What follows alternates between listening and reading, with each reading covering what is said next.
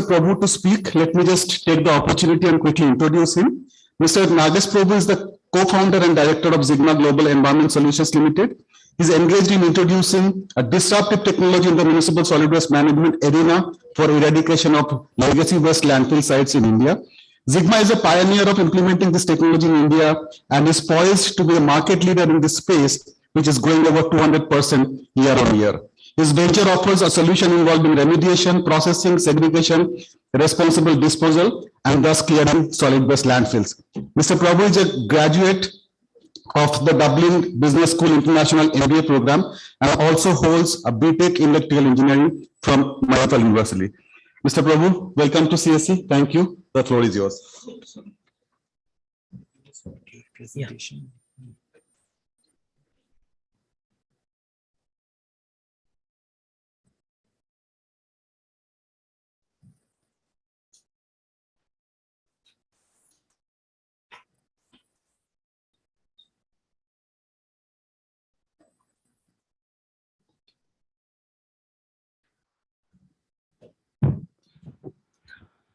Good afternoon, everybody, and thanks, Atin.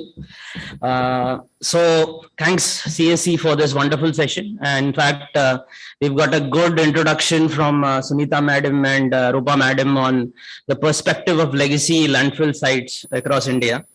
So I think I will be today discussing more, like Atin was saying, I would love to stick on to the ground because we are people who believe truly working on the ground and the real problems that we face on day to day. Some of them might look very minor, but from the ULB's perspectives or from the regulators' perspective, these are quite important because as a contractor, it becomes extremely important for us that once we take up a project, it is executed successfully.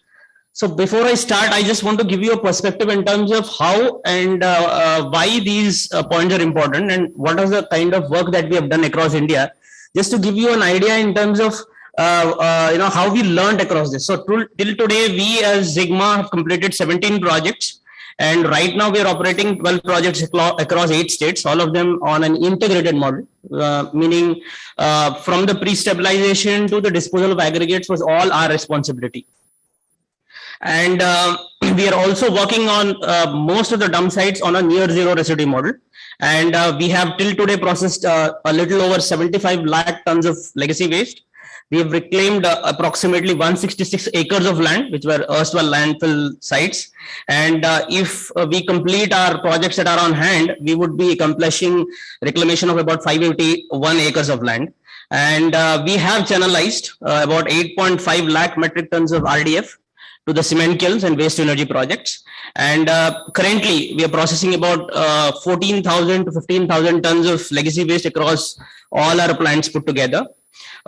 Converting them on a tangible carbon emissions platform.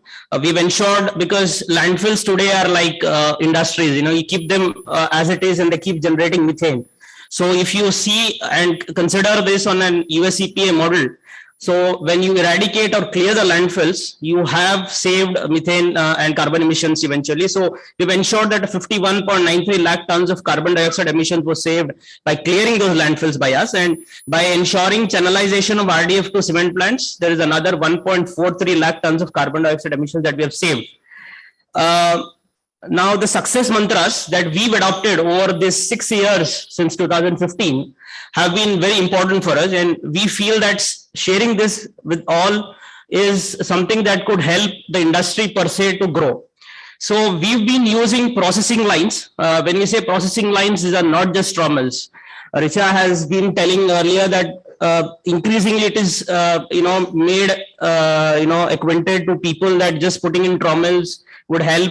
Biomining is about trommels. So that is not so is what we've learned over a period of time. We've always been understanding that we have to learn from our competitors. We have indeed put in trommels. We've run the trommels and we have failed miserably. That is what we would like to say. So we have a combination of, processing lines, which has air density separators, combustible separators, overband magnetic separators, cyclone separators, most of them even patented by our partners from Korea. And this is all to ensure that every aggregate that comes out are in a situation where they are accepted by the market.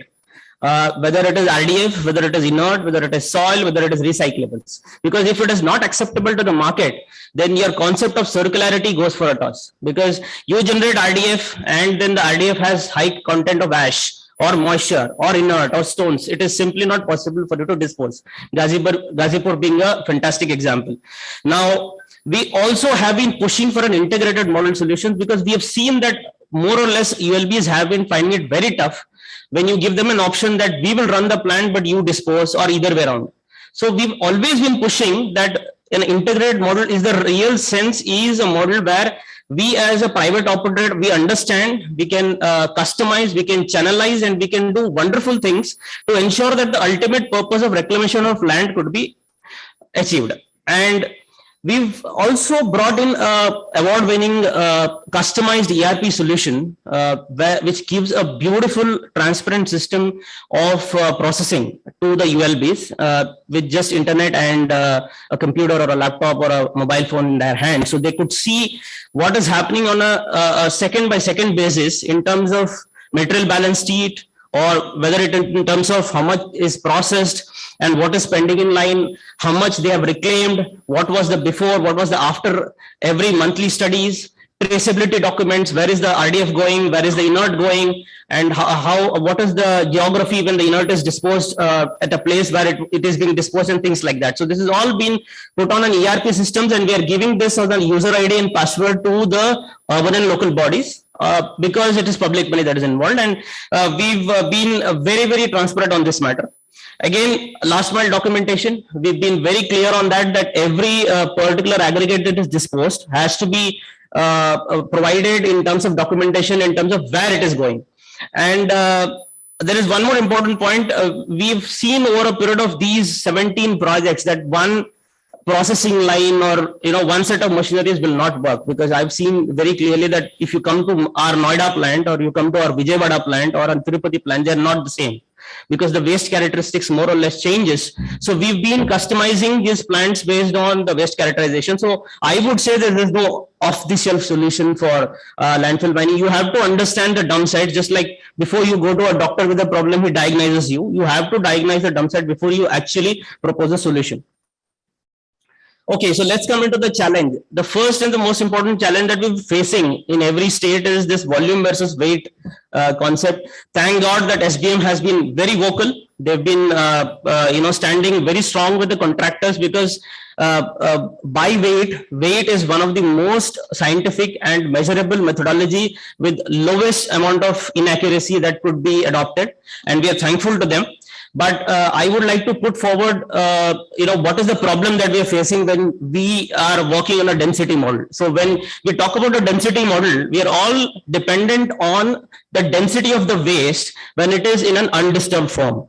And when the project is awarded to a contractor on a density basis, he has to actually it is simply like he has to presume that the density when he starts excavating is going to be 0.6, 0.8, 0.9, and eventually a lot of projects, especially in states like Tamil Nadu, have failed because of this, because at the end of the project period they've realized that we assumed 0.8, but it has come as 1.2, and the costing has actually skyrocketed and they're not able to work out.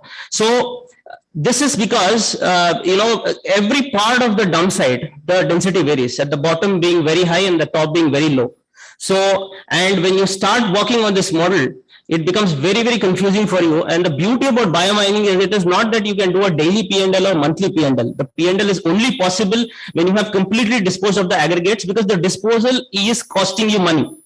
Whether it is RDF, whether it is inert, whether it is recyclables, we have seen more or less there are very, very few projects that we have made money out of the recyclables, because we do not have the liberty or the leverage of deciding the dump sites.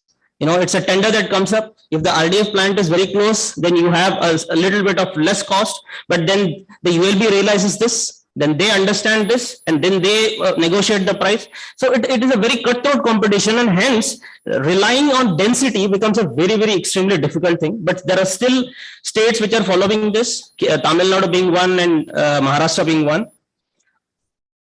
The second biggest problem that we have seen is one nation, one price, or one state, one price. this is a very difficult thing to explain to the urban and local bodies, but we have to understand that the costing of a biomining project or a landfill mining project is divided into two parts. That is, one is the pre-stabilization and processing, and second is disposal. Now, this disposal is dependent on the distance. Primarily, the toughest aggregate to dispose today is RDF, and primarily it's dependent on how far the cement plants are from your dump site. So, if you have 900 rupees in Lucknow, it cannot be 900 in Kanpur. It has to be different, because the distance between the cement plant, let's say Kaimur, from Kanpur or from Lucknow is different. So it becomes extremely difficult, but we are very thankful to the government of Karnataka, which has now realized this, and they have been taking individual DPRs from individual urban and local bodies and understanding this and giving them rates which are different. I think it's a very good beginning. I think Karnataka government has given different prices, because the North Karnataka is the cement belt and the prices there are low. South Karnataka, they don't have the leverage of having cement plants except for the eastern Andhra Pradesh. So they've given them a better prices. So this becomes, I mean, this has to be reckoned of, and there are CPCB guidelines, there are Mahua guidelines to give them that kind of a costing which could be worked upon. Again, this is one more important part which we've been facing all across. That is the Pollution Control Board clearances and the factories and boilers licenses. Now, every state that we go has a different way to look at landfill mining. Some of the states like Gujarat have been very vocal in telling that just informing the Pollution Control Board that a biomining activity is going on should be enough. Whereas if you go to Andhra Pradesh, it says you need to take an authorization, you need to take a CTE, you need to take a CTO.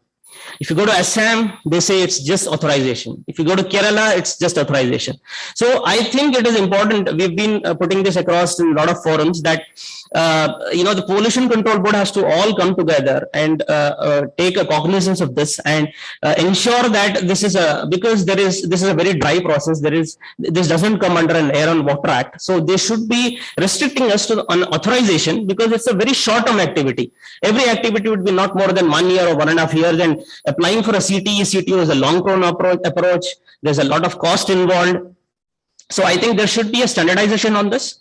And again, Factories and Boilers Act is nonetheless much worse than this, because this calls for a huge amount of investment, huge amount of compliances to be checked on. We've been, the latest case of ours being in Tamil Nadu, where the Tamil Nadu government has been vocal and telling us that you have to obtain a Factories and Boilers Act license if you have a landfill mining facility. This is something that today everybody is understanding. I've been talking about this earlier as well. This is following a CPCB guideline for a landfill mining process is becoming very important. Using just straw mills, bypassing the pre-stabilization and not giving importance to the quality of aggregates just by putting a straw mill or just an air density separator is not going to work, because ultimately one big heap will be converted into 3 or 4 smaller heaps. So I think it is important that every ULB has to understand that the contractor who is coming really understands what landfill mining is. Has he done it somewhere else? Has he successfully disposed those aggregates? Because successful disposal of aggregates in landfill mining is, according to me, the most important part than the processing itself. Because if your processing is good, is only when that you can dispose of the aggregates. So that is why we've been actually advocating to all the ULBs that in the tender documents, you have to give prominence for the capacity or the experience of the bidders in erstwhile disposing of aggregates responsibly. There's another issue of taxation. I think the GST part of the taxation has been resolved more or less, because we've been going to state by state in getting advance ruling to ensure that there is no GST on biomining. Although there was a GST exemption on fresh waste processing, landfill mining was still a gray area, but we've been more or less successful there. But there is still another gray area where we as landfill mining companies are temporary people who are temporary working project people, where we have these leasing machines, that subcontractors of laborers who are working, and they bill us on a GST. But when we bill to the urban and local bodies, it's exempted. So we have, these GSTs becomes a burden for us. And this is never taken as a costing by the urban and local bodies. Now, this is not 10% or 8%, it's actually 18%. So it's a huge amount for us. And the erstwhile, the sales tax regime had given a very wide range of exemption even for the subcontractors. But that is not found today. And this is again becoming a big issue for us. So we are again fighting this. Let's hope for the best. Okay, so there's another problem with the tendering process. It's the L1 that is we're working on, and when it goes to L1, there's a big issue. So we've been pushing it out for a QCBS where a quality is given a more priority on on just the qualifications. And there are a lot of projects that have come on QCBS and been awarded and successfully delivered as well. So opportunities, I think Rich has given a clear indication in terms of what are we looking at. So clearing of legacy waste would definitely, be a big advantage for clearing those land-locked landfill sites all across. We all know that clearing these landfill sites itself would increase the value of the land around them. And let's say if you have a value today at X, clearing this landfill would not only bring in that value, but it would exponentially increase because there's no more landfills. A classic example of ours was Vijayawada, where we had a 45-acre property to be reclaimed in Ajit Singh Nagar, right in the center of the city. The cost of the project was 35 crores, whereas per acre cost of that particular plot was approximately 10 to 11 crores after reclamation. So more or less, we have seen that this is the cost of reclamation of land is very, very high. And if an amortization model could be looked in, it could be very, very, lucrative. Definitely, the reclaimed land could be used for building up infrastructure, necessarily fresh waste management.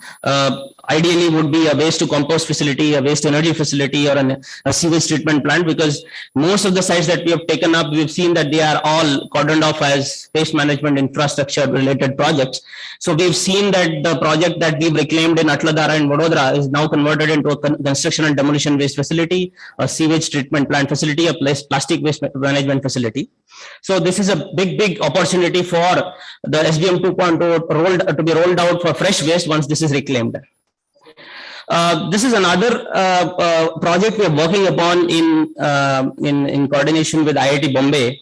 So we've been working in a project in Kollam, Kerala, and there is a PSU called KMML, which is Kerala Mines and Minerals Limited, and they've been digging up precious metals in quarries, and these quarries are kept open, and they've been seeing incidents of a lot of people falling in and everything. So we are working on a model along with IIT Bombay to actually stone-crete these quarries and use the inerts to be stabilized inerts to be used to fill up this and convert them into green belt. We have seen some kind of a success for smaller quarries, which are, let's say, 1.5 meter height, and we are now working on a 6 meter height. Now, this could be a very big boon where these quarries are today lying with water, which is during summer becomes very, very dirty and are related to diseases and all kinds of things. So this could be something that could be worked out. There are some European examples as well. And of course, we have some of our counterparts in Korea who have used this reclaimed lands for building up iconic landmarks. You must know that the Seoul World Cup Stadium in South Korea was an erstwhile landfill site. The Suwon subway station in South Korea was an erstwhile landfill site. So we could definitely see something like this, if at all the law of the land permits, to maybe build a stadium or something like that in Gazipur or Balaswa or somewhere.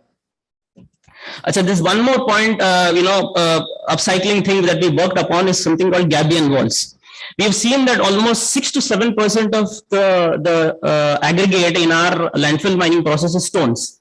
And these stones are actually coming because the construction and demolition waste was not segregated. And these stones are beautifully segregated by our machines. And we've been working with the Tamil Nadu government. You could see some of the projects that we've used where these gabion walls are built.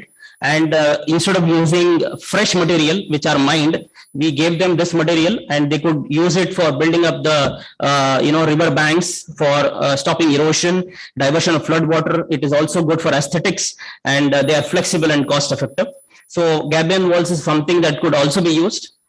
Our sister company is Block Walls, and along with Block Walls, it's a UK-based company. We have been using 80% of the inert that is generated out of process in making something like panel walls, aqua blocks, which would be used. You could have seen that in Bombay.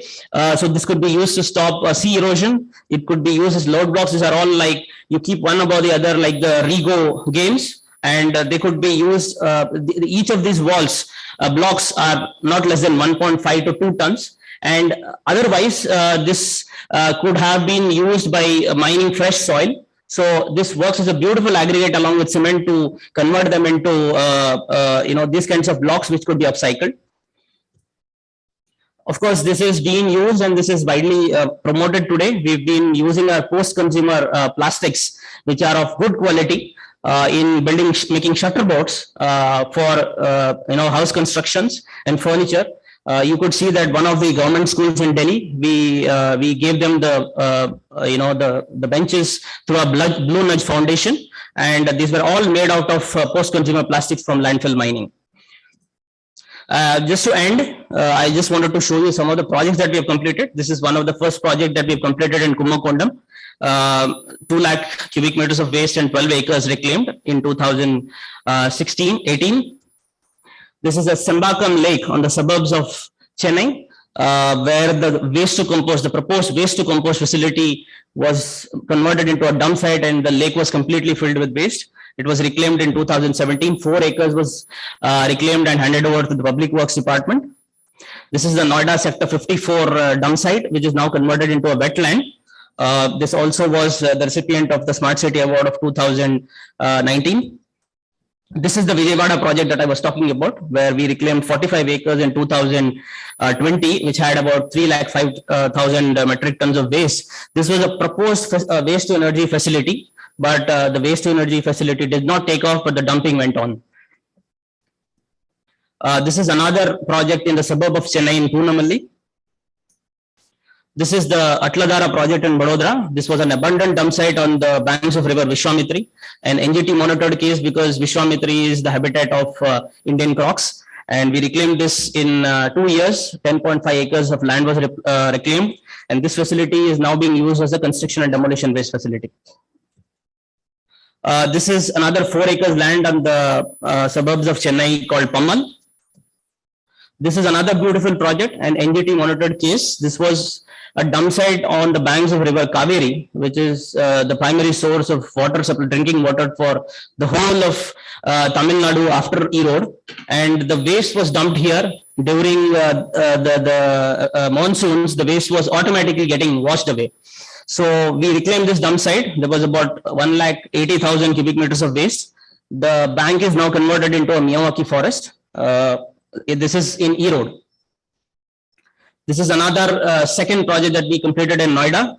6.2 acres amidst the reserve forest, and 242,000 tons of waste was reclaimed. This is again a classic project in Tirupati in the valley. We reclaimed about 26 acres of land with 217,000 tons of waste. This is a recent project that we reclaimed in Chidambaram in Tamil Nadu. Another project which is half done. This is Pallavaram Lake in Chennai. We were actually mandated to clear the waste just till the river bank level, but there is still waste below the river bank, which is now being called for a tender. I think that will start now. So you could see that the after image, there is still waste, but we were mandated to stop at that place. So now we will have to work on the below ground level waste. This is a place called Karur in Tamil Nadu. In Karaikudi in Tamil Nadu. This is the current project in Noida, which mandated us to clear 5 lakh tons. So we've reclaimed about 17 acres out of this, and we still have waste there, which is now being tendered. Thank you very much.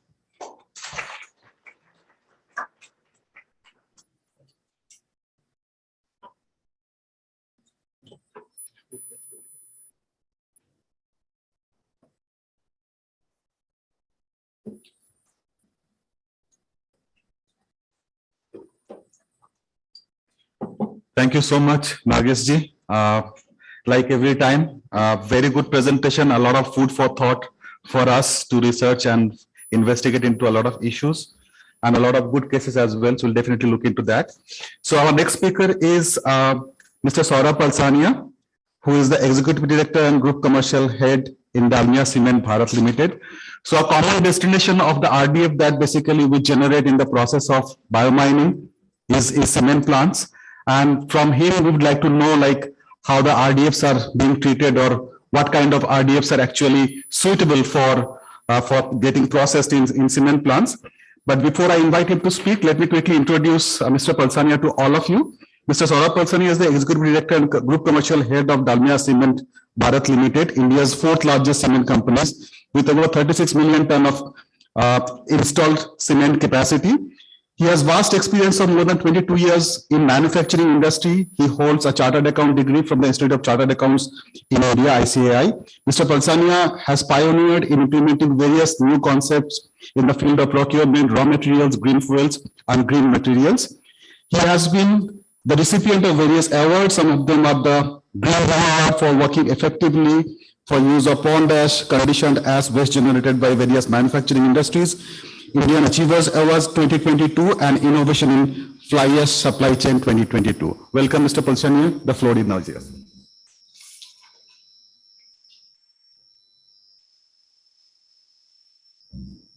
So happy afternoon, and thanks to Center of Science and Environment to give me the opportunity to stand here and talk about the cement industry perspective.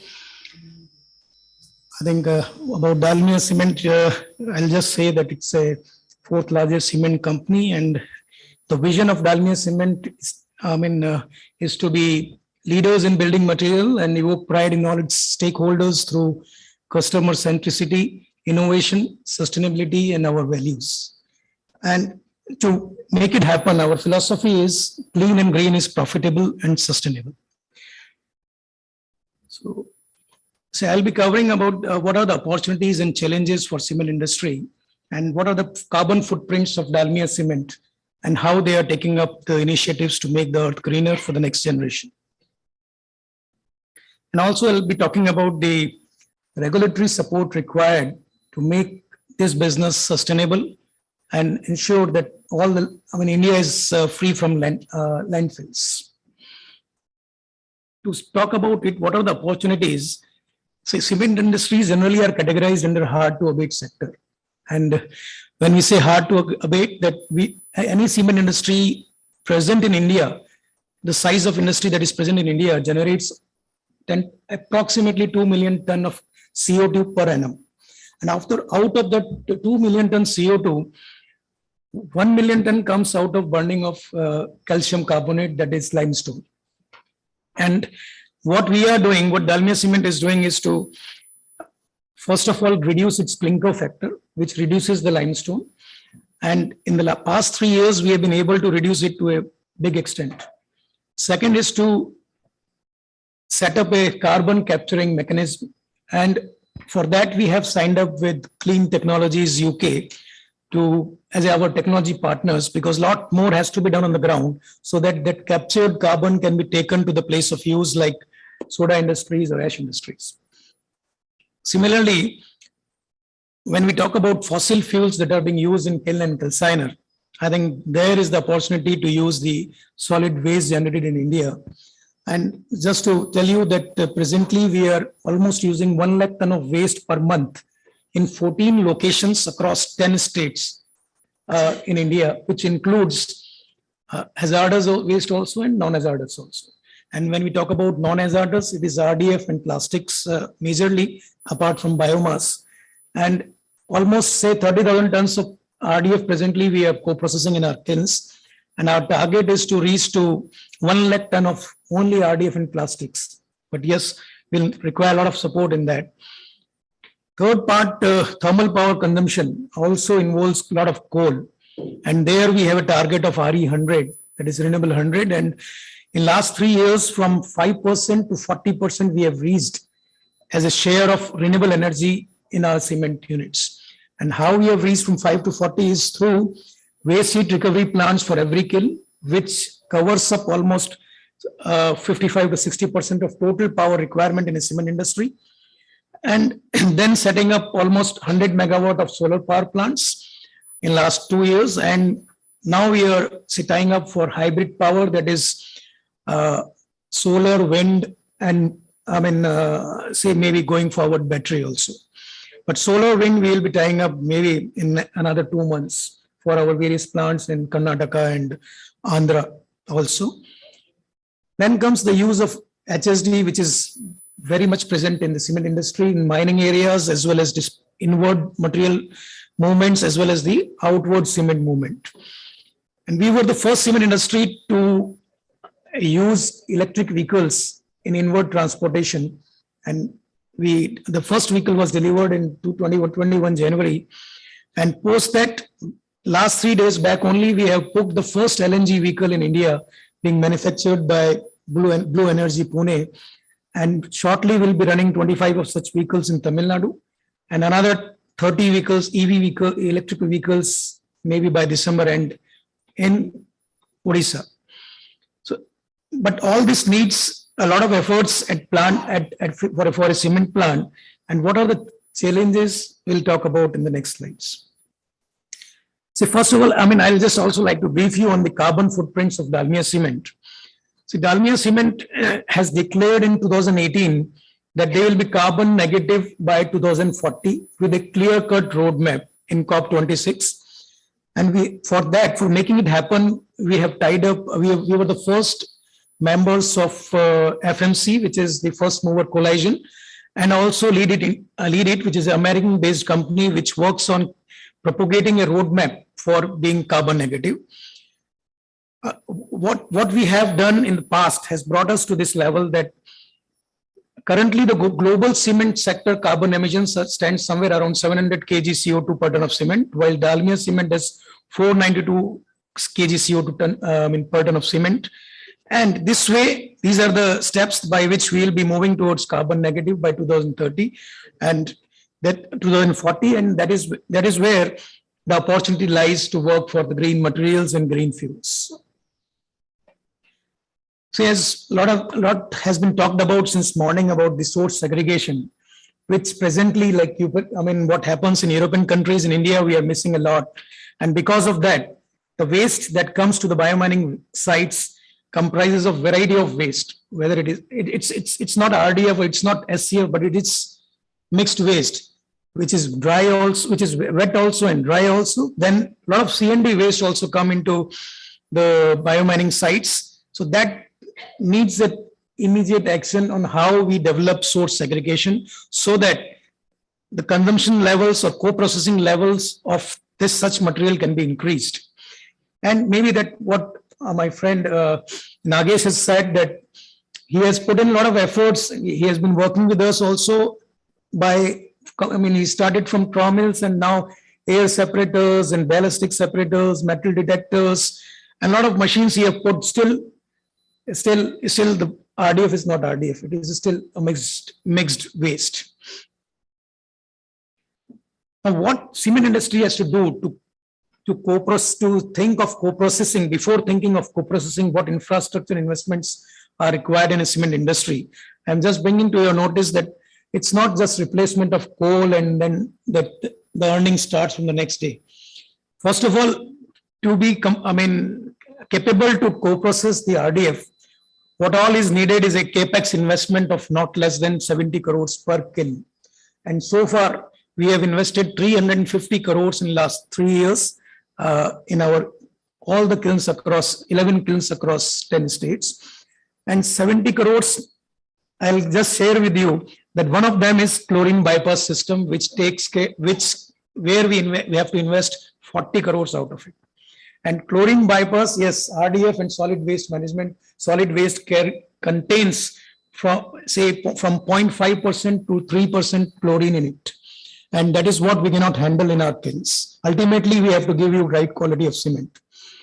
Secondly, all these equipments, like whether it is shredders, whether it is extractors or screens, conveyor belts, all these are, except conveyor belt, everything gets imported from Denmark and China.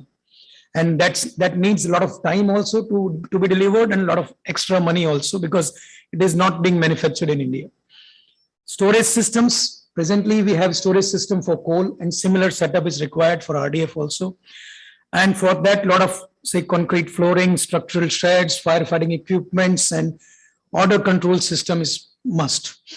And from there, suppose if you need to feed, to monitor it, because you need to monitor the emission levels every minute, and that is being say on live in the PCBs, pollution control boards. You have to see that because you are not using coal, RDF gives you a challenge every minute. You cannot, because coal gives you consistent quality, consistent moisture, and consistent ash content, and which makes your kiln run very smoothly. While RDF comes with every minute challenge, you have to take needful actions in the raw mix also, as well as in the fuel also. Now, challenges are there, and we can categorize them into two parts. One is quality, and other is cost. But yes, we can overcome through regulatory support also. So, I mean, any cement company, like presently we are using what I said, 1 lakh ton of waste from pharma industries, automobile industries, various chemical industries, FMCG companies, and municipal corporations also.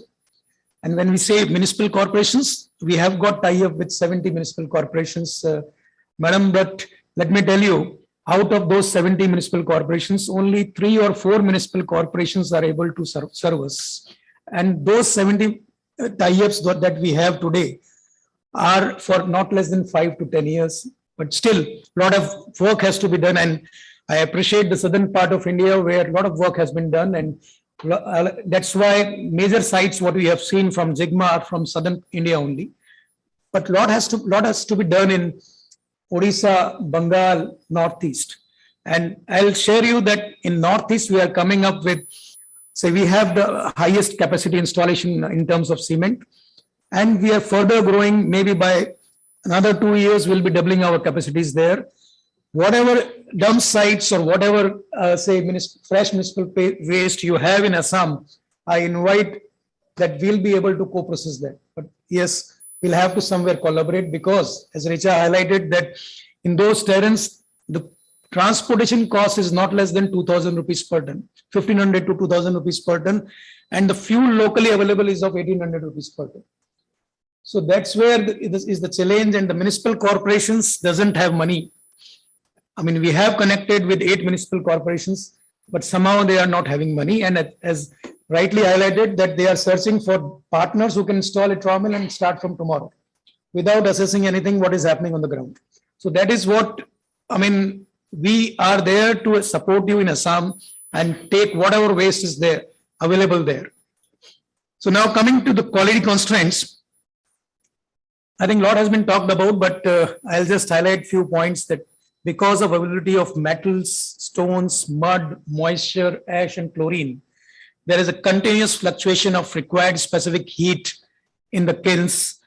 Because of the inconsistent CV, inconsistent moisture, we are continuously burning extra coal. And secondly, the raw mix design, like we were using a lot of green materials like red mud from aluminum industries, I mean, fly ash, slag, maybe a lot of waste of leather industries, a lot of lime sludge also. But somehow, because of this use of this RDF, we are able to replace some of the coal, but then extra coal is burned because of moisture and because of heavy fluctuations. A general thumb rule is that the thermal energy required to produce 1 ton of clinker is somewhere around 650 to 690. But now we are operating, after using so much of waste, we are operating at a level of 750 to 790, say almost 100 kilocalorie extra consumption of coal. And simultaneously, we have to reduce fly ash, we have to reduce slag, we have to reduce, say, red mud, because we have to maintain the quality standards as per set by the BIS. So that is also the cost. And kindly, please do not take it that it is being replaced simply by coal. And coal is replaced, so cement industries are earning. And secondly, when we are bringing this waste, 20% of such waste is not usable because it contains a lot of foreign material. And we have, I mean, either we are paying, or the municipal corporations or the people like Jigma are paying money for transportation, but they are paying 20% extra because of these availability, I mean, consistency, because such an RDF which is usable is only 70 to 75%. Then cost constraints, yes, because of use of this, our capacity of producing clinker in each kiln has come down by at least 10%. And when the clinker production capacity comes down by 10%, presently we are investing almost 2,500 crores to say debottlenecking every kiln to increase the capacities, because ultimately we have to sell the clinker to earn money out of it. So that increases the usage of power also, coal also, fuel also, and also debottlenecks the capacity of plant. And in peak months like October to March is generally a peak period for cement industries, we are falling short of clinker because of use of this material, or that we have to reduce the use of this material in those days. Similarly, high moisture increases the coal consumption, transportation and handling cost. You'll be surprised to know that for handling RDF within the plant, rupees 500 to 750 per ton is the handling cost that has to be incurred because of the density of the material and because of the lower weight of the material and because of further segregation at our ends. Presently, we are also moving to invest in segregations equipments like what Nagesh said, to install a traw mill, to install a ballistic separator, so that we can continue running our shredders. Every hour we have to stop the shredder to maintain it. After every 2 weeks, we have to build up the shaft. And for that period of time, we are not able to feed RDFs. Most important is that when we use RDF, it contains 25 to 30% ash. And to cover up that, we have to use high grade limestone that increases the limestone cost also. And moreover, it depletes the life of the limestone mines. So that is where we invite people from Center of Science and others who can help us to combat ash content and chloride, how to deal with it in the process of clinkerization and thus increase the consumption of such material. So that is where we need a good exercise to be done at plant level, because somehow this is one of the activities, but this is now to be, we'll be taking it as a main fuel as we are targeting to replace.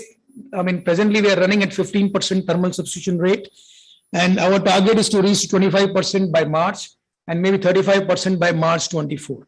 So that is to achieve that, we'll definitely be requiring a lot of knowledge base and a lot of training of our people, how to use it, how to run the kilns at a optimum level after using such material.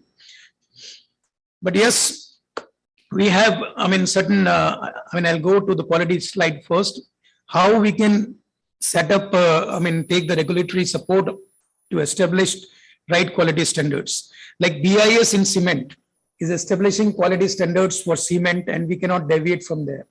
Similarly, how we can set up a quality standards for RDF and standardizing those processes of segregation and treatment of waste. If certain standards are fixed up, I think people will start working towards it. And for that, definitely it will require a right technology. You go to different dump site, you will find that people are working only with traw mill, some are working with ballistic separators, some are having air density separators, but there is no standard technology also. So I can talk about cement where I can say that there is a fixed technology right from crusher to packing plant. And there are few OEMs, maybe 6 or 7 OEMs like FLS, KSD, Loche, who are supplying this material based on some simulation techniques, and standard technology, how we can standardize technology across RDF processing. And similarly, how for that you need to have a target where you have to reach, and target will be the standards of quality of RDF. Once you may set up those RDF targets and technology, extend those technology support to the biominers and people who are processing RDF. And I think it may not be made very stringent from beginning, but still, if there is some target points, there is some guidelines, definitely the things will improve. And thus, when the quality will improve, definitely the cost will go down. Sorry. So now, for cost part, I will say that in various European countries, all of you might have visited and seen and studied also, that they are promoting pre-processing and co-processing activities by establishing various green funds. And maybe the municipal corporations, maybe the several other bodies are helping releasing those funds for those who are either processing it, collecting it, or transporting it, and even those who are co-processing it in plants. So how those green fund can be established, maybe in India also, which funds these, all these organizations who are engaged in utilization of landfills. And also what type of capital subsidy is being given to co-processors and biomining agencies, because as I told you that we are investing 70 crore rupees per plant. So already that amount has gone into the system. Similarly, any biomining site, if somebody has to establish a, pre-processing unit, that also requires not less than 5 to 10 crore rupees. So to promote people to come into this business with the right technology and right frame of mind, definitely financial support is required. And lastly, why not to cover RDF in EPR? Presently, extended producer responsibility only takes care of plastics. And as we have understood that there 1.5 lakh ton of waste is being generated every day, and 1,300 million tons of waste is lying across India. Why not to have two policies, like what Madam said, that we should go for a landfill tax? Yes, we should go for the fresh waste. But for legacy waste, definitely tipping fees will be required by the biominers also, and for us also, so that that material reaches to our plant. And that is why if we put RDF also in EPR, maybe some portion of it has to be borne by people like the citizens of India as a tax, but still it will give a lot of relief and a lot of speed and pace to co-processing of legacy waste. So with this, I'll say that we believe in building relationships and ensuring that all our stakeholders, right from the government agencies, people like who are helping the industries like Center of Science and Environment, NEERI and all, and we invite them to help us to increase our consumption levels in the plant, to guide us what more to be done in our processes, so that we are also equipped, increasing our consumption levels and reach to net zero. Thank you. Thank you so much, Mr. Palsania. Very interesting perspective. Now we have time for a little discussion, question and answers. So I would request Dr. Richa to please moderate if we have questions from the house right here. I've also requested Siddharth to scan the participants who are attending virtually, and we can try and take as many questions as possible, because the lunch break is scheduled at 1:30. So we have about half an hour for discussions and question and answer. So Richa, over to you. Yeah, thank you, Atin. So we open the floor for question and answer. So we have first question. Please introduce yourself and ask the question. Hello. Yeah. Hi, my name is Manik and I lead a company called Shunya Environmental Solutions. My question is for Nagesh ji. Nagesh ji, you've been working across the country and with biomining projects. I want to understand, as a private contractor, there are promises made as to the payments and finances from your clients. What is the general lead time in terms of what is the number of days which is promised, and what is the actual time when you receive the finance? Because as a private party, I think that is a kind of burden which I've been hearing. So what is your experience in that end? And what can we maybe as a community do to kind of support you on that front, or how do we figure that out? Interesting question, but so the answer is $1 million one. So the point is, it's important to understand that when you're getting into a tender, if it is well financed, right? So we as Sigma, we are very clear that we cherry pick the contracts. And if you look in the market of biomining, we are always called as the Mercedes Benz, because we never take a low price contracts. And the reason being is that we always ensure that the delay which is going to affect us, and it is well covered in our interest costs, because we understand that the payment terms are anywhere between 30 to 90 days. We have seen some ULBs paying us in 30 days, but there are some uneventualities, but we always consider it between 90 days. There are delays with 120 days also. But the point is that how well are you covered in your margins and your interest is something that puts you apart, because we have to understand that in a biomining contract, unlike others, 90% of the cost is OPEX, right? Because this CAPEX, what you are going to invest, you cannot write it off with one contract, right? We can only fix it with 1 or 2 contracts, because you can always take it out.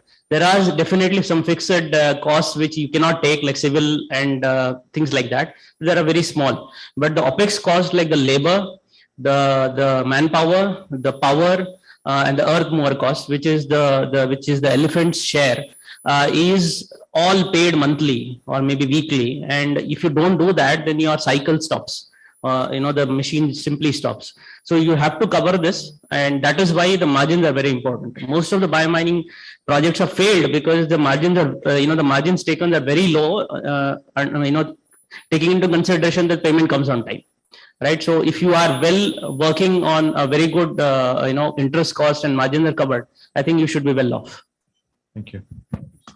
I'll add to it, what Nagesh is not able to say you clearly is that the cycle time of getting money is not less than 100 days.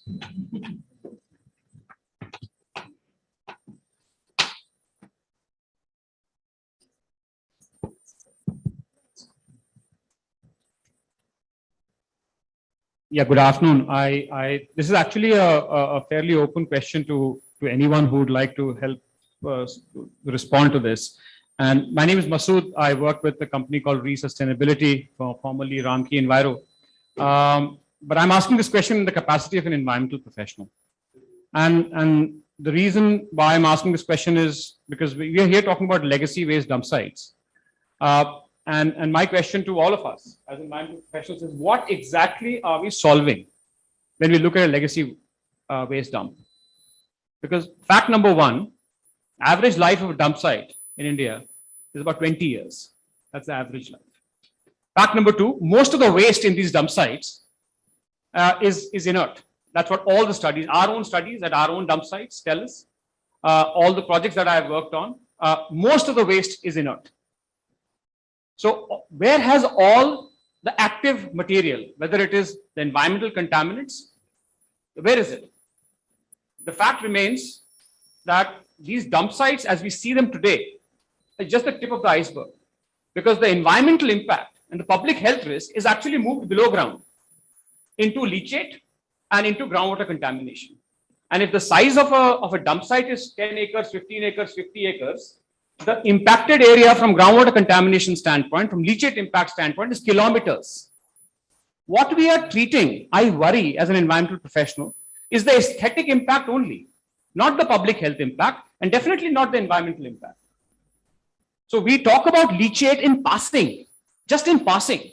Well, arguably, I would say that is the core issue, the core environmental risk associated with the dump site, because what we are clearing today is mostly inert. We all agree. No. Correct. So when we are saying, agreed. Point taken. I think the question really is that, do we disagree that the majority of the material that the composition studies that we have today has indicated that 80%, 70%, or a significant proportion, greater than 50% of the material is being classified as inert. It's being classified as inert today. Whether it's being classified as CND, whether it's being classified as biossoil. So it's called fine soil-like material. And that's why we are stabilizing it to make it, so-called inert. But initially, like if you go to any dump site, since most of the dump sites are operational in nature, it's wrong to say that is having like 80% of it is actually inert. So Ghazipur, where I spent a few years, and most recently it came to about 78%. The 25 odd sites where we have directly worked, where we were involved. Older ones. We're talking about legacy waste now. Yeah, we're talking about legacy waste. Yes, there'll be a fresh part of the site where the waste will be more recent. Point I'm trying to make is that today biomining, to me, as an environmental professional, appears to be an inerts management project, largely, because bio उसमें कुछ खास है नहीं. We all agree उसमें बहुत ज़्यादा bio नहीं है. Or the mining in terms of resource value, I think everyone here has said that it's actually a liability, not really a resource. People have to pay for it, whether you pay a cement company to get rid of it, or you somehow dispose it with incurring cost. So it's not really something that you would mine to make money, right? So I think the context that I have, just to frame it, and I know it's a somewhat inconvenient question to ask, is what about the real impact, the contamination that is below ground, which is, like I said, the bigger pool. It's a good question. I think hold it. I also have some points on it. Ravinder ji has a question. I saw the lady at the back. Let's get some questions in. Yes. Ma'am, sorry, I don't have a question, but some views, Observation, views, everything is welcome. it should not be taken as a Swachh Bharat Mission view. It is personal. So I am like a cat on the wall. I agree with Masood ji and I also agree with Singh, Richa, because from your perspective, I believe something hazardous goes into a very huge pile also, it is classified as a hazardous. And CRRI, we respect its activities, has done a lot of study for that thing, and straight away hazardous potential is below what is called the most leaching aspect. I'm not remembering the exact word. So it cannot be classified as a hazardous thing. Your question that, yes, I need to agree that aesthetic, but at the same time, it is socio-economic costs also we are trying to remove from when we are talking about dump site remediation. Now our dump site remediations are bearing huge community social costs and also giving a wrong direction to any waste manager, especially ULPs. Today, if you go to the rural side did not manage their waste properly because last 2 years I was involved in the Jal Jeevan mission in the rural areas also. There the demand is we need a place for dump site. The panchayats are saying today in 2020 or 21-22, we need a place for dump site. Whereas in the urban sphere, we are talking, we need to do away with them and all that. So it's a very complicated thing. We have interacted earlier also. So I agree with you. We need to do the aesthetic part, but there are going to be a lot of community, costs that will be avoiding. And probably we will be enriching those communities which are now classified very poor, etc. Maybe if we are able to, God willing, remove that Gazipur thing, the whole area may get transformed into a beautiful site. Even though that area, 70 acres, will continue to be held by the ULB for waste managing purposes only. That exact area may not be redeveloped like that stadium, but still we may get it. So this is my view and understanding. At the same time, I appeal to my friends everywhere, environmental especially, that let us not look into with a microscope. I agree. So a lot of leachate has gone, and yes, all around Gazipur, I am not hearing water sample which is now found to be foul or very dangerous. Whereas Jawahar Nagar, you can see that surface pond which is all blackish, everything is there.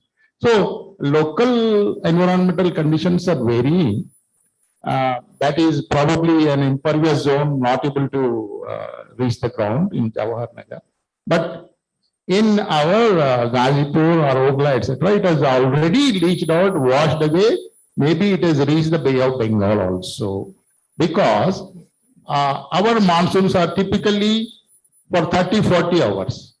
And we believe 79 centimeters per year. No, it is not like that. 79 centimeters of average rainfall is actually occurring in 30 or 40 hours.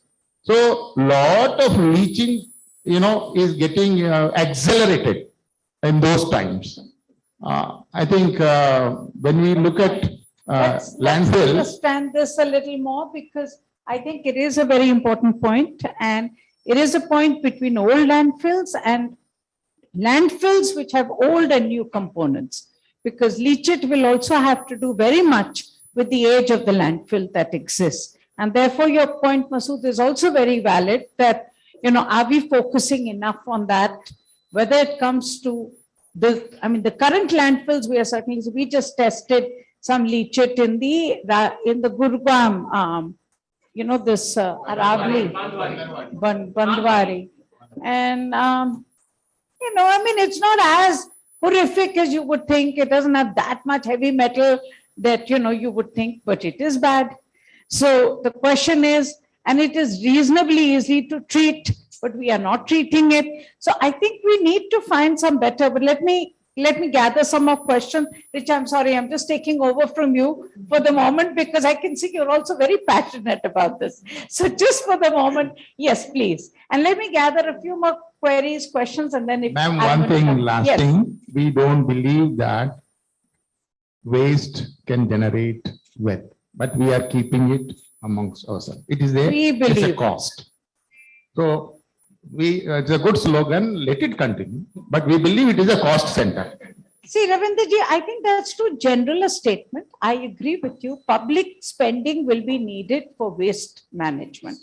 Let us not underestimate that at all. Okay. However, I think why we use the slogan of waste to wealth is to say that waste must be processed. But remember, every time you process waste, you can very rarely upscale it. It is always one level down. Because if you take plastic and you say you're going to recycle it, you will make pellets out of it. And those pellets will not make the same virgin product, but the one less product. So it can never be the same. So I agree with you. But I think why we use waste to wealth is simply because you want to incentivize processing. But yes, public spending, I think your point is very valid. Public spending will be needed. So nobody should assume that waste to wealth means that now government has no role to play, no role of public finance. I think that is a very careful word of caution you're giving us. So thank you very much for that. Yes. My name is Nandini. I'm from the question, Mr. Sampath, how we can improve our RD? It is required 100% of bioremediation. What is the moisture you think so that it has to be improved? And what is the type of monitoring system that Sunita Madam should require? So what is the, we see that how we should improve, but how we should improve? Yes. And what is the calorific value which is required for the idea? So Saurabhji, just to add on, it's a very good question. It's been something on top of my mind as well. We now have compost standards. Do we have RDF standards in India at all? Can we have RDF standards in India? And very rightly, Ragniji, what would be the back end of that? So you have a standard, we have just tested compost from Gurugram and in Agra, because we want to make sure that the compost that we are now producing does not add to contamination. Okay. So what are the standards for compost? How do you make sure? And the same thing, Ragniji, how do you make sure that good compost is produced? So how do you make sure good RDF is produced? And what would be the kind of standards you would want? I'll ask you second. On RDF, yes. So, Yes, see, please. Just 1 minute. Just to remind all of us that this exercise was done in association with Cement Manufacturers Association. In 2018, we have brought out a kind of, it's a Khasi standard. But we requested MOEF to make it a standard, and it is also with the BIS, and it is dated 2018. Okay. So still now this standardization through the proper BIS or MOEF has not happened. If you allow me one only thing. So because segregation and quality is varying, or we have an intermediate, we like geocycle or something in a cluster of cement plants that takes and standardizes, eliminates PVCs, etc. So that you are spared, maybe you need 20 mm size or 50 mm size, maybe 10 mm size. Shredders are the biggest cost equipment. And once you shred it, lot of moisture also is coming. So that kind of arrangement may be thought of, intermediate. Yes, Aditi, do you want to add on to your question? Then I do want Saurabh to answer this. हम बात कर रहे हैं कि हमारा ADC waste कैसे कम होगा हाँ। हमारा आइडिया सिंपल क्वेश्चन है सीमेंट प्लांट को क्या चाहिए वो हम प्रोड्यूस करें और वो idea Good question. So, I'll start with the most simple thing. First of all, what standard we can prepare is that it should not come with the foreign materials. Very simple, which I think presently also we can improvise upon our equipments and No make it happen. foreign material. No foreign material. Foreign material, when I say it means iron rods or stone. Majorly these two things. Iron rod and stone, I'm coming back to your point, sir. That these two things, when it goes into the shredder, which cost us not less than 10 crore rupees, that stops the shredder immediately and shaft is broken.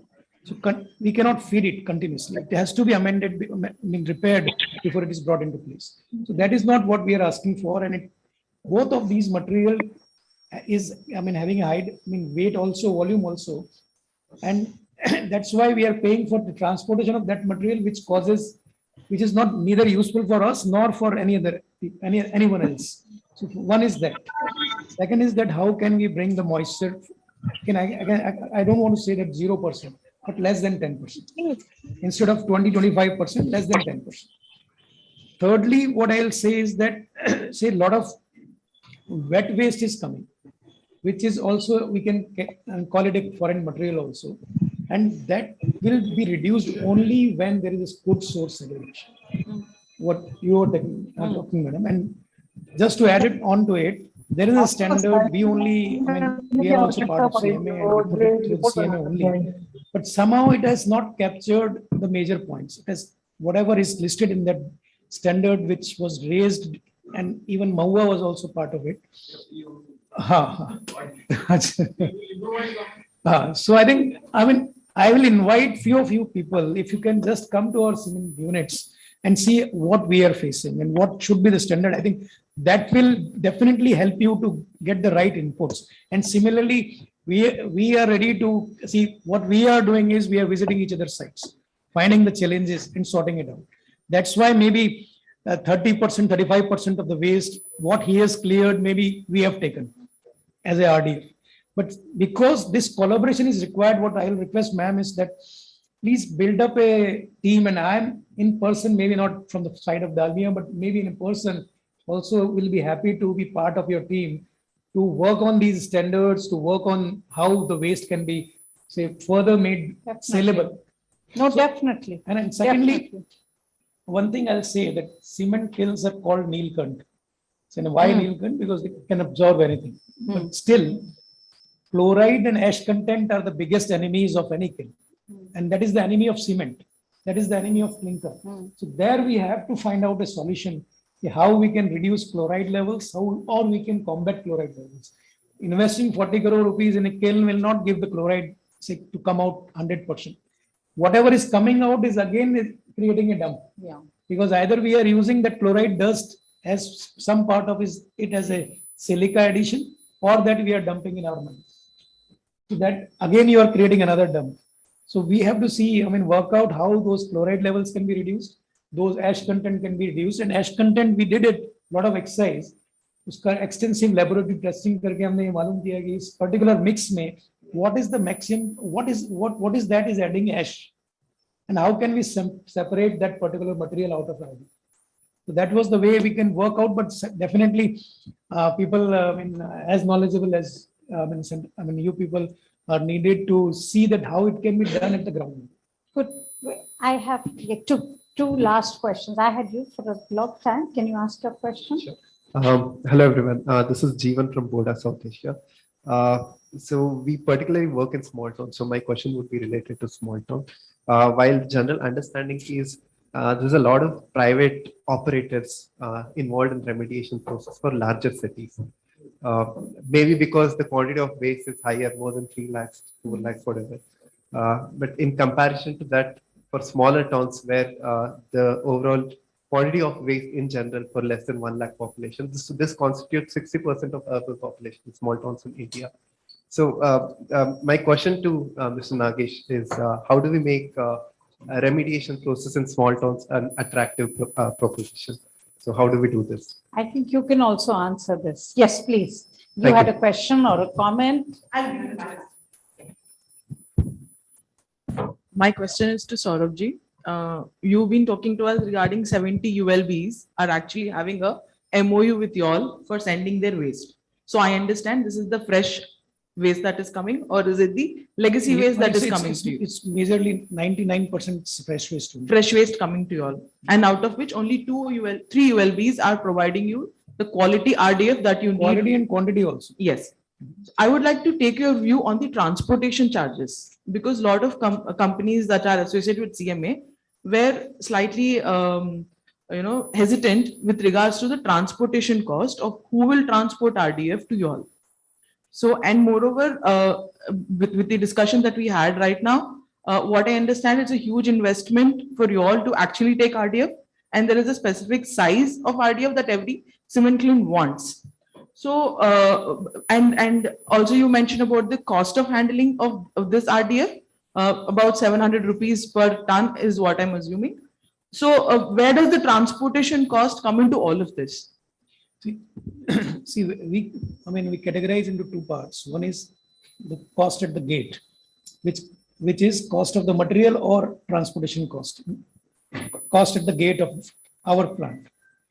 And when we call LDC, cost of feeding, landed cost of feeding, it covers segregation, feeding, shredding, and handling, everything. So when we talk about transportation cost, I'll come back to your question. First, like ULBs, like Chennai Municipal Corporation, we have a tie-up with them for 10 years. And see, they are giving us a tipping fees for transportation. But just to make that transportation viable within that tipping fees, we have installed the baling machines in the MRFs. And we have invested in that also to ensure that it is being Interesting. So it's compacted compacted and it's easier to transport, and then it can take higher load. But that baling is again a cost to us, not because we have invested there, but it is again to be unbaled and shredded. So, but then only to ensure that whatever tipping fees we are getting, how we can be able to ensure that we are not incurring any extra amount of money once invested in baling machine, but at least we are transporting it within the same cost. Many municipal corporations in southern part of India, say whether it was Trichy, it was many other in Andhra Pradesh and everywhere. Initially, few of them started sending the material to us delivered at our plant on their own cost. And I'm just forgetting the name of one of the municipal corporations, and it started in 2018, and that was the main municipal corporation which took the steps to deliver the material, and post that other municipal corporations started. So once that material is there in the plant, then only the cost of feeding, we have to treat it and all that. But somehow transportation cost model can be, what I can say is that how to bring down this transportation cost so that neither the municipal corporation is paying nor us. And the best way is to take the support of the electrical vehicles across India. A lot of electrical vehicles. I was attending a seminar a few days back only, and almost you can say last mile deliveries or 40-tonner vehicles are there in the market. And I hope that by March it will be. You will have enough number of electrical vehicles in southern India also, and other parts of India also. And that will bring down your cost because we have deployed electrical vehicles and we have brought down our transportation cost by not less than 30%. So this is a ballpark number only. It may be 50% also. It all depends. I mean, just to add one more thing here, that diesel truck if is emitting 38 tons of carbon throughout its lifetime, an electrical vehicle is emitting 30 tons. But if it is being charged with solar power or renewable power, it is emitting only 7 tons. So there you can bring down your cost, and thus, I mean, you can build in, I mean, such a circular economy where nobody is paying much money out of their pocket. I need to close this session. It's 1:30 now last. And then Richa, I will give you, okay, 2 of you and then Richa, and then both of you get the last word and I get the very last word. Well, Yes. thank you. This is my second question, so I'm super privileged. Thank you. This one's for Saurabh sir. Saurabh sir, I'm aware, like, I also work with RDF and disposal. We work with waste to energy and cement plants. I'm aware, like, within this financial year, there have been POs issued by certain cement plants for up to 3.2 per kg for RDF. 3.2 2 per kg. They were procuring RDF at 3.2 per kg. So rupees. rupees per kg. So I understand it's a cost initial. There's capex involved. But how Ragini ma'am also said, there is, if we can identify a certain quality parameter, and you tell operators such as Aston Brown saying, ki, you know, if this is the quality for every 1,000 CV, at this point we can pay you this much. Because clearly the municipalities don't have the finance in place. And maybe the private sector will have to come up and you give us rigorous conditions and say, you know, Manik, So what you are saying is you will produce good quality fuel, and for that, are you willing to pay for the quality of the fuel if it is good quality? That's the question you're asking. Just hold that thought. I'm going to because ask some you to plants come are back. trying to figure No, that out. it's a very good question. If it actually substitutes fuel and particularly coal, which has got other implications as well, will you pay them the cost? Yes. Yes, you can take this. My question is to CSE actually. I am Vijayata. I'm representing SAHAS today. SAHAS is a organization working on solid waste management. My question is very basic question to CSE for the landfills. A landfill like Bandwari or Gazipur. I've tried to find an information. I have not got the information. What do you think is the percentage of waste being burned? Average percentage of waste being burnt, any data. I also have one more question. The inert, you say inert is stabilized and it is sent to the low-lying areas. I just want to know how stabilized, because low-lying areas are potential water basins. Concern is that what is the quality of the inert? Where does it go? I mean, if you heard our presentation, you had a lot of questions on all that. There's no simple answer. But before I give you all three a chance, I wanted one question, if I may add up to you. You know, you started your presentation telling us about how most important is to understand the end use. Now, in your entire presentation, what I missed really was, where are you sending the waste that you are, the different fractions? And have you, I mean, you showed us different options for innovation, but the bulk, where has it gone? So that's an answer. But let me start therefore with you, and then with Saurabh, then with Richa, and then with me. Yes, please. So first, I think I have to answer that question of small projects. Yes. So see, there is a model for small projects where you know, you'll have to rely more upon hand segregation, right? So we've you know, instead of putting in like 3 trommels and air density separators and stuff like that, because you need to build up a scale. Right, when you're talking about 5 lakh tons of waste versus, let's say, 20,000 tons of waste, it's all about scale. So you can go in for a simple model of a single trommel and then probably having a 1500 mm size of conveyor belt. So you have people standing on either sides, probably bring in self-help groups whom you can tell them that whatever recyclables that you could pick up could be your resource. I think that's the best model that could be worked.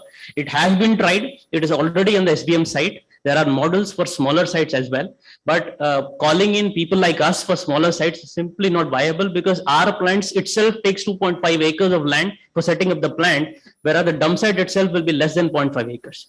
So definitely possible. There are case studies, and we've done Poonamalli, which is small, but we've decided that we cannot do that because the projects are simply not viable. We've tried that, but it is possible. We can always discuss, and I can give you methodologies. You can give you the flow chart on how it could be done efficiently with low cost. So answering your question, ma'am, the point about where we have disposed it. So let's say we talk about the first project that we did in Kumbakonam.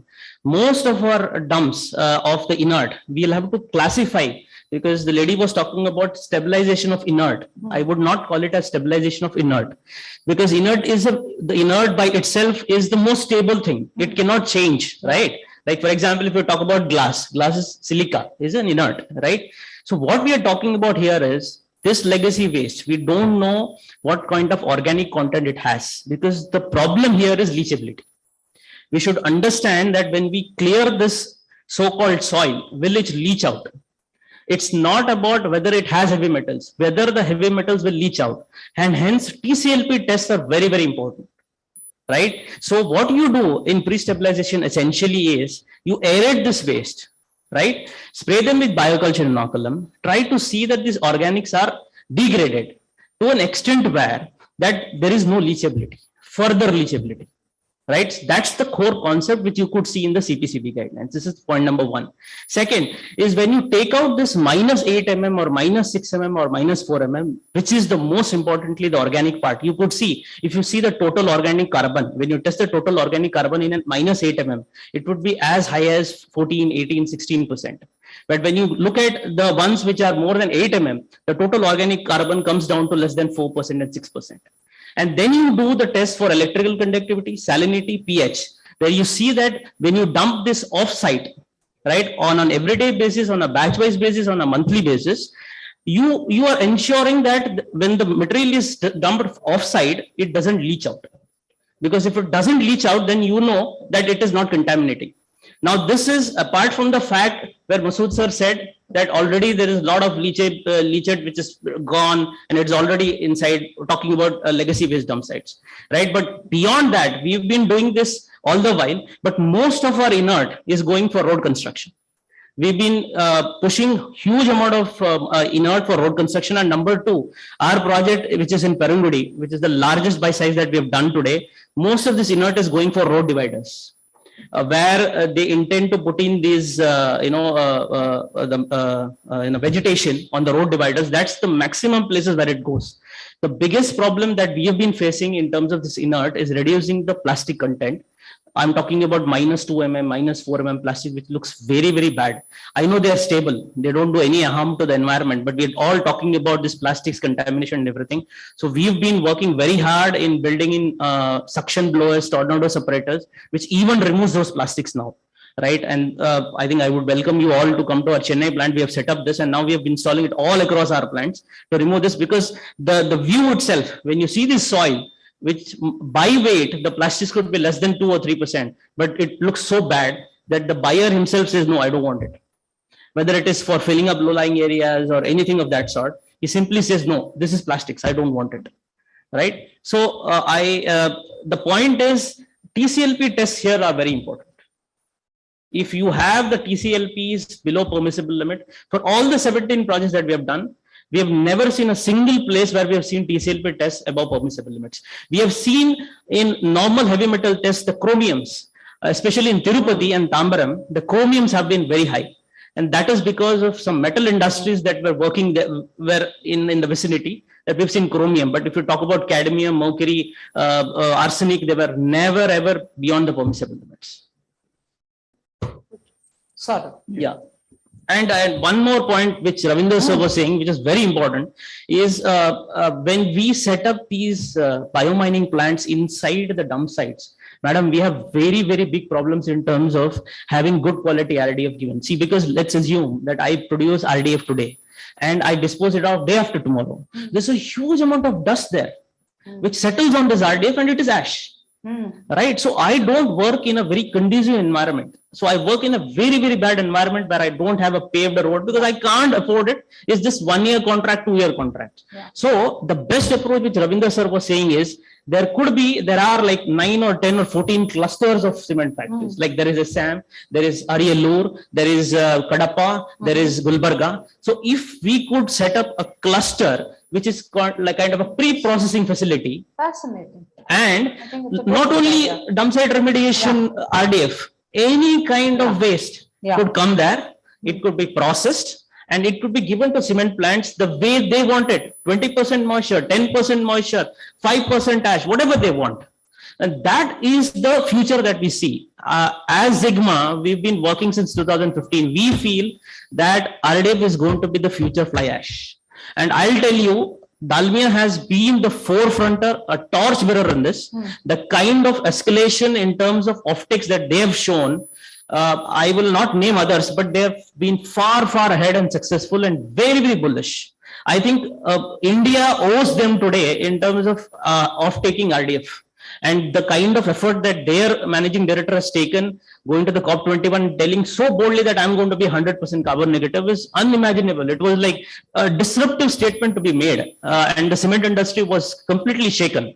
Right. So I think we should be standing hand in hand. And if we prove, answering the gentleman's question, if we prove that if we can give good quality RDF, I think we can outbid them for a good price. Good. Bharat, you are going to be arm-twisted. So that the fuel that cities produce is of good quality and actually ends up with substituting the fuel you use. So see, I will not say obstruct any idea or any way to be better in terms of quality, because that is the future. I'll start with something else, that fly ash and slag, what my friend has spoken about. It was delivered to cement plants 10 years back. Yeah. And without any cost. Cement plant invested in cement mills, silos, everything. But today, we are paying it out of our nose. Maybe the cost of both fly ash and slag in many areas is more than the clinker cost. But now it has become the necessity in terms of being a net zero company. And tomorrow. So you mean to say you are now paying for the fly ash that is coming to you? Yeah. So area wise, that's what I want to say, that area wise it is different. Like in Northeast, the cost of fly ash is up to 2,000 rupees per ton, right from 1,200 rupees per ton to 2,000 rupees per ton. Wow. And that's why we are depleting our sources, because we are producing clinker at 1,800 rupees per ton and adding fly ash of 2,000 rupees per ton, which is not at all viable. Makes no sense. But we are adding it to the extent of 15% only, while we can add up to the extent of 35% as per BIS. Yeah. But why 15%? Just to follow the norms. To produce PPC, we have to use minimum 15%. And if that fly ash's cost is reduced, because power plants are charging 500 rupees to 750 rupees or even 1,000 rupees per day. Wow. Like in Tamil Nadu, the price of fly ash is moving between 350 rupees to 950 rupees. And again, a transportation cost of another 900 rupees. Absolutely. And so that's what I'm saying, that we cement industries are the pioneers in using any type of waste. Slag industries were suffering with a lot of dumps. Today, power plants are suffering with a lot of pond ash, and they are only creating another dumps, like you said, only shifting that pond ash to dumps or allowing it for dumping it or backfilling it. So that is, they are creating another dumps. But we have a proposal to them also that give us that pond ash which contains a moisture of 20-25%. We will utilize it. We'll co-process it. Presently, we are using it in our kilns, and I will say that is the efforts of Railway Board, which has made it possible, giving us discounts for transporting fly ash in rails, box in racks at 40% discount, freight discount. That's why power plants which are pit heads are running today, and government is getting benefit of low cost power generation, because those pit head power plants were not able to run because of the high dumps, huge dumps across there. Now those dumps are being shifted to cement plants and co-processed, and that land is also being evacuated, free. Similarly, you have, we'll have to have some, I do not say that we'll not be able to pay, I'll say that it will depend upon area to area approach, quality, how you will maintain, and lastly, what by getting quality, what cost we will be able to reduce at our end that can be paid to you. So suppose if I am incurring, so there are certain fixed costs and there are certain variable costs depending upon the quality. If those variable costs I am able to reduce, that amount I will be very happily paying it to you. Richa. Thank you, ma'am. So, ma'am, I just wanted to add that we were talking about the RDF standards. It is given in the report in Excerpt I saw 5, page 70. So just wanted to let people know that. Yeah.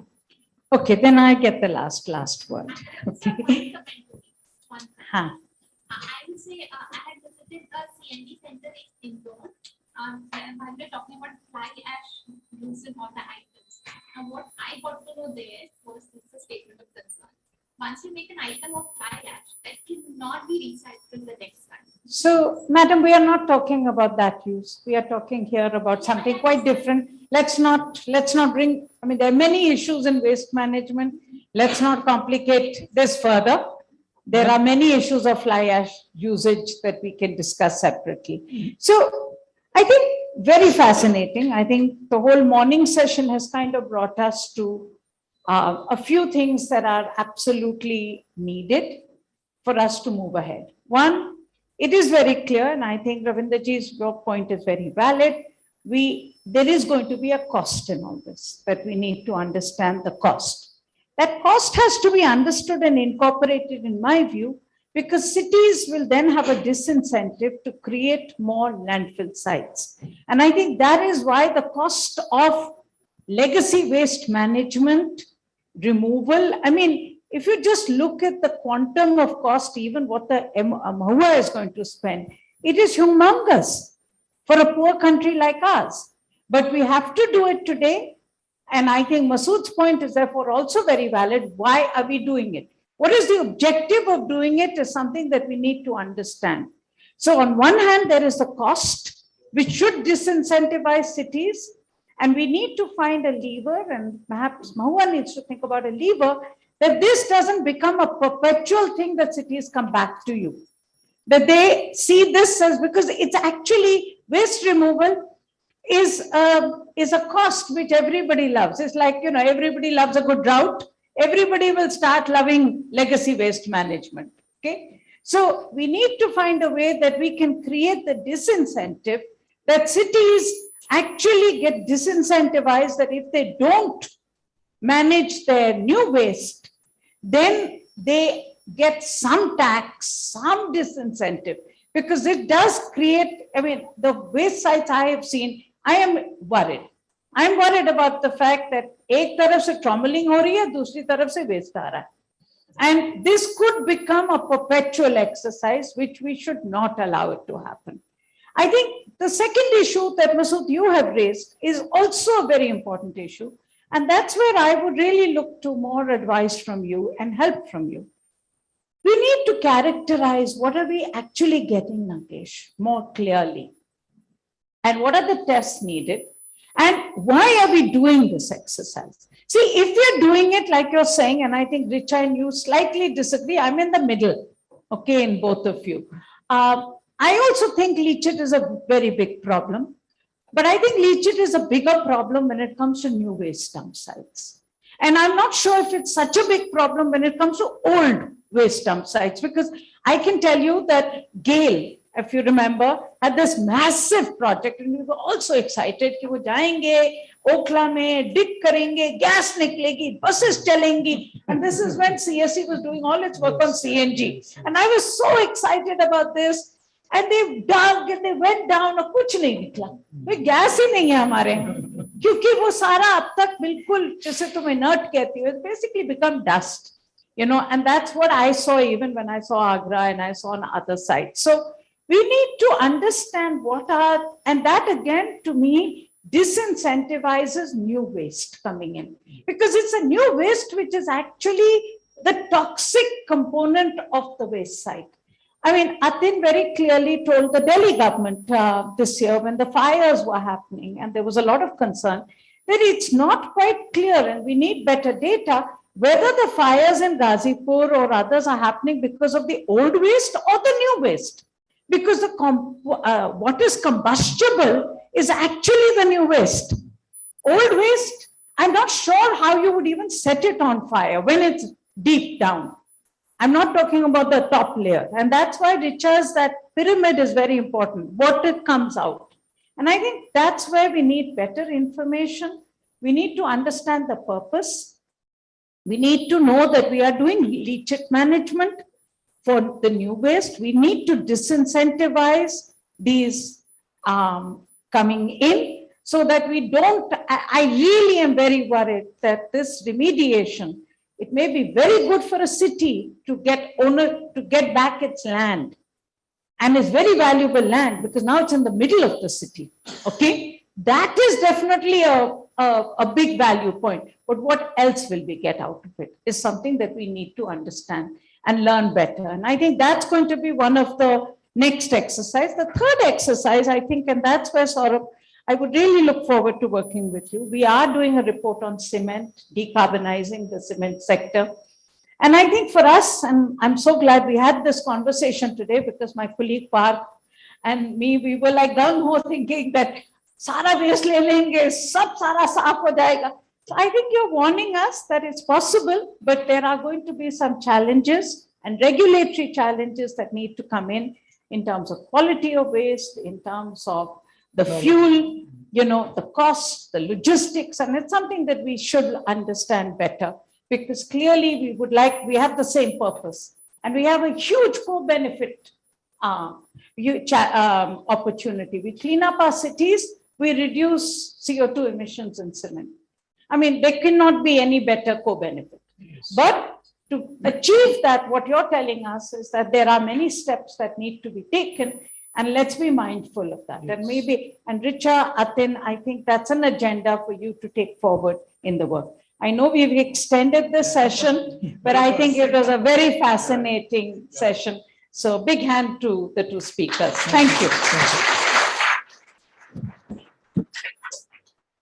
Thank you so much, Mr. Prabhu, Mr. Parsania. Fascinating discussion, and it must have triggered our hunger as well. Apology for the extending the session and the lunch is getting delayed. So please proceed for lunch is in the lobby, and we'll come back. I'll be grateful if we can reduce the time of lunch from 1 hour to over 45 minutes so that we can compensate the time that we have lost and the following sessions can happen as planned. Thank you so much. So I request you to come back here by 2:45. 2:45.